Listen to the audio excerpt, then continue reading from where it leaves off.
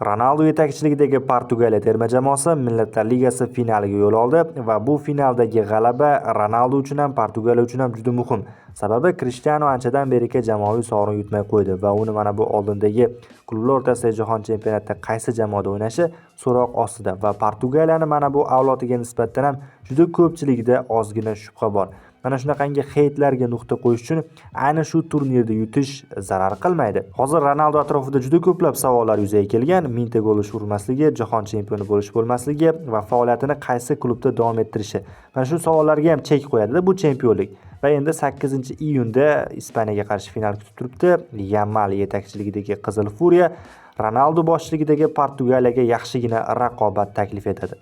Juda qiziq final bo'ladi.